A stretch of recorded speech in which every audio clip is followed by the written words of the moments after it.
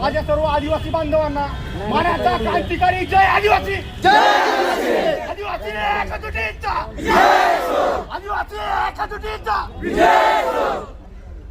समाज बांधवांनो, आज माझ्या सह्याद्रीतल्या, सातपुड्यातल्या आणि विदर्भातल्या कानाकोपऱ्यातून समाज बांधव या ठिकाणी उपस्थित झालेले आहे। विद्यार्थी मित्रांनो, हा विदर्भातला जो मंत्री बसलेला आहे, आदिवासी मंत्री, विकास मंत्री, माझी यवतमाळच्या आदिवासी बांधवांना कळकळीची विनंती आहे की आदिवासी मंत्र्याला पुढच्या वेळेस विधानसभेमध्ये तुम्ही पाडायचंय, कारण का हा आदिवासी मंत्री काही कामाचा नाहीये, हा बिनकामाचा मंत्री आहे। त्याचा मी प्रथम जाहीर निषेध करतो।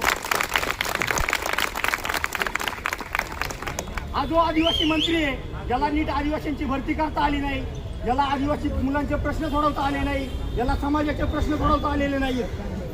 आज आपण बघतोय बंजारा समाजाला याने समिती स्थापन केलेली आहे, धनगर समाजाला आरक्षण देण्यासाठी या समित्या स्थापन करतोय। त्याच्यामुळे या मंत्र्याचा मी पहिल्यांदा जाहीर निषेध करतो आणि या ठिकाणी आलेले माझे सर्व आदिवासी विद्यार्थी आणि भगिनी यांचा प्रथमतः आभार मानतो। विद्यार्थी मित्रांनो, आपण डोंगरदऱ्यामध्ये राहणारी माणसं, आपल्या जमिनींमध्ये या लोकांनी धरणं बांधली आणि हे पाणी मुंबई सारख्या शहराला, पुणे सारख्या शहराला हे आपल्या जमिनीमधून पाणी येत आहे आणि या भाडखावांना आपल्या समाजाचे प्रश्न सोडवता येत नाही।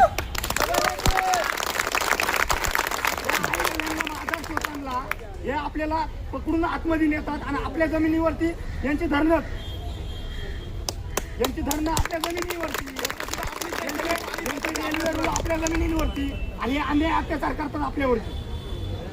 त्याच्यामुळे माझी कळकळीची विनंती आहे की हे जे सरकार आहे याच्या आपण जागरूक होण्याची गरज आहे। विद्यार्थी मित्रांनो, आपण सुशिक्षित तरुण आहे, आपल्या समाजाला आणि आपल्या जमातीला पुढे घेऊन जायचं असेल तर आपल्याला एकजुटीने आणि एक दिलाने घ्यावं लागेल, तरच आपला समाज या ठिकाणी टिकणार आहे। आणि या सरकारच्या छाताडावर बसून आपण आपले अधिकार मिळवून आपली समिती त्या ठिकाणी गेलेली आहे। तरी माझी विनंती आहे कळकळीची समाजाला की इथून पुढे येताना आपल्या बरोबर 10 मेंबर घेऊन या, तरच आपली ताकद या ठिकाणी दिसणार आहे। आणि आपले जे हक्क अधिकार आहे ते जर वाचवायचे असतील तर आपल्याला एकजुटीशिवाय पर्याय नाही आहे। आणि या मंत्र्याचा मी पुन्हा एकदा निषेध करतो आणि यवतमाळच्या जनतेला सांगतो, याला पुढच्या वेळेस तुम्ही तुमच्या मतदारसंघात पाडा म्हणजे पाडा।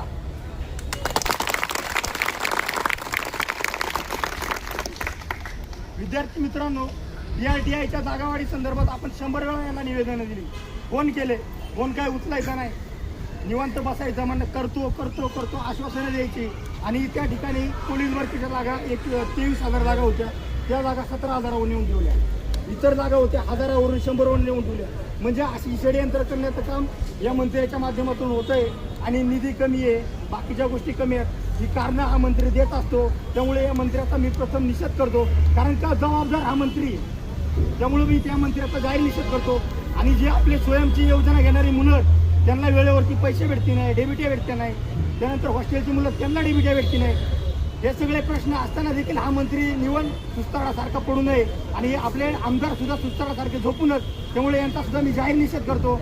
आणि जास्तीत जास्त तरुणांनी मार्गदर्शन घेऊन, आपल्या समाजाचे प्रश्न घेऊन या सर्वांच्या छाताडावर बसायचे आणि आपल्या समाजाला हक्क अधिकार मिळवण्यापासून आपला समाज वंचित राहणार नाही आणि इतर समाज आपल्या बोकांडी बसणार नाही, ही सर्व जबाबदारी आपण घ्यायची। आणि ह्या सर्व जे आपले विरोधक आहेत त्यांना पूर्ण करायचे, एवढंच मी या ठिकाणी बोलतो आणि माझे शब्द थांबवतो।